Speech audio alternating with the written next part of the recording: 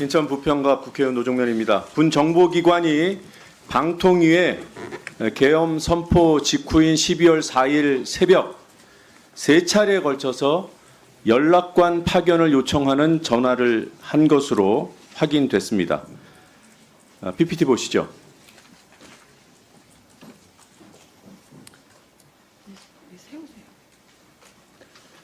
연락관을 보내라는 전화는 02748에 땡땡땡땡 이 번호로 방송통신위원회에 걸려갔습니다.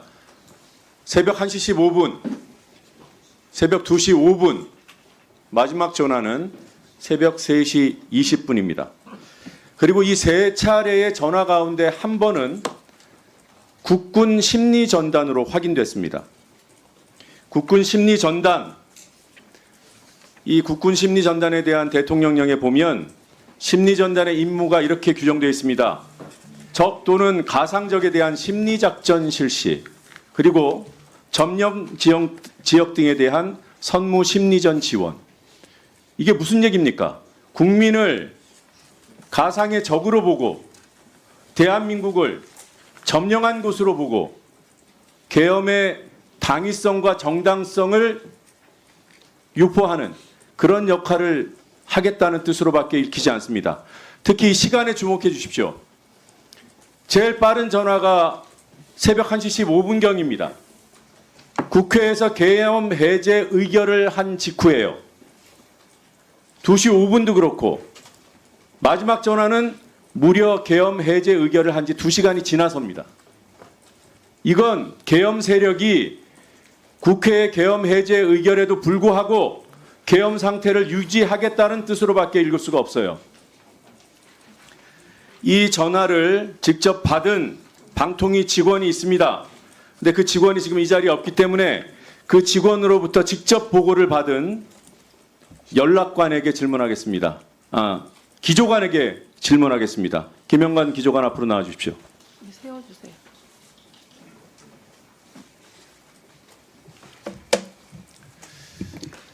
네, 제가 지금 얘기한 사실관계가 맞습니까? 네 맞습니다.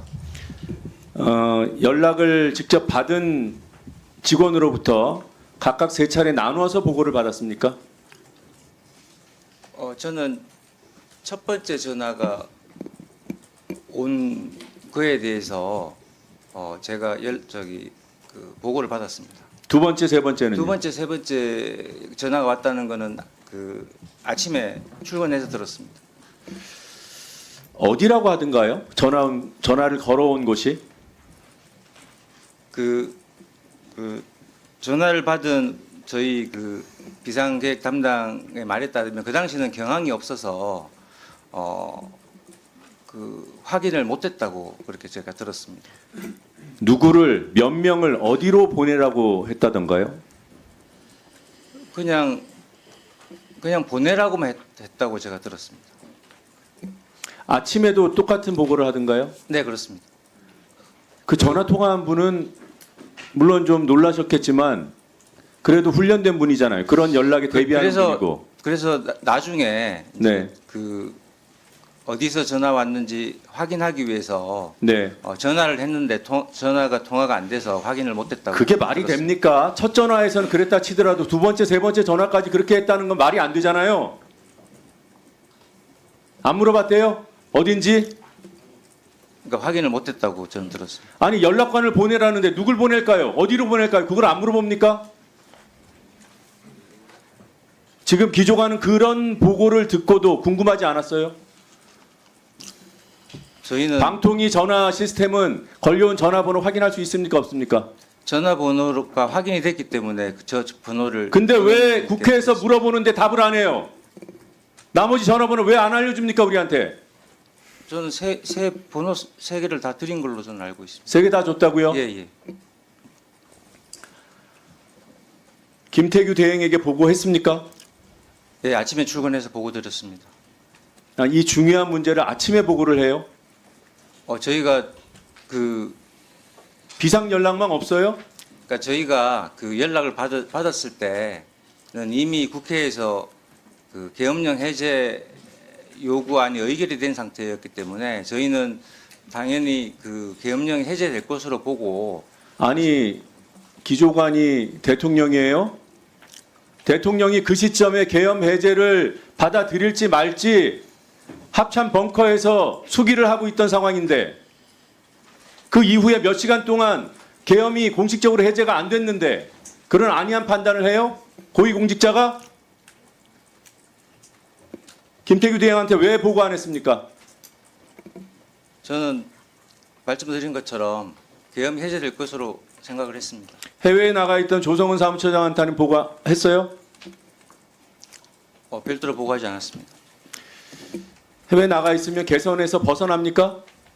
판단을 들어야 되는 거 아니에요? 그 당시 제 기억에는 제가 그 사항을 조금 좀 그냥 엉망진창입니다. 그냥 봐야 방통위는. 된다고 생각했습니다.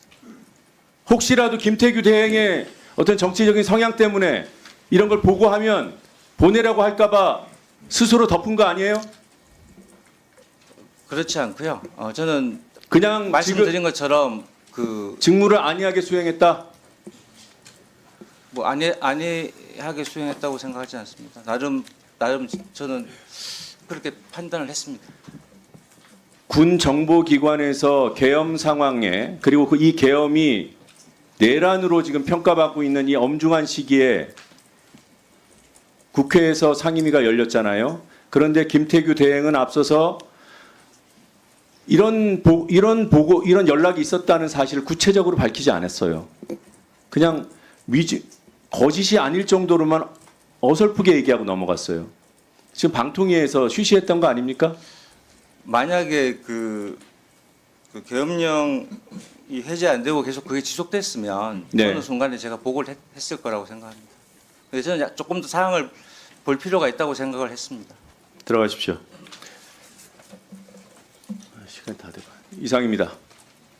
혹시 노정면 의원님 비상계획관을 부를 필요가 있습니까? 당연히 불러야 됩니다. 네, 그러면 그 김태규 대행께서 지금 굉장히 중요한 전화를 받은 분이 비상기획관이잖아요.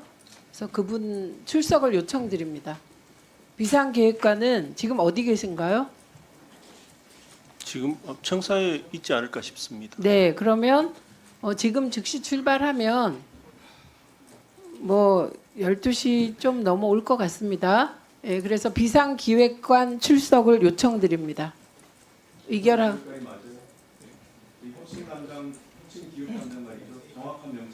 네, 혁신기획 담당관 출석을 요청드립니다. 지금 즉시. 아닙니다. 그 전화를 받은 사람은 비상기획 담당 네, 사무관입니다. 비상기획관 잠깐만요.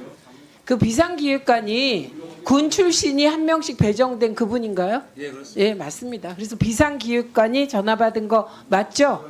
예, 비상기획 담당 사무관입니다. 비상기획 담당관이 맞습니다. 비상기획 담당관 출석하도록 해주세요. 네, 현재 같은 역할을 맡고 있어요. 예. 실의 비상기획관. 예, 예. 지금 오도록 조치해 주십시오. 조성은 처장, 빨리 연락하십시오. 네. 박민규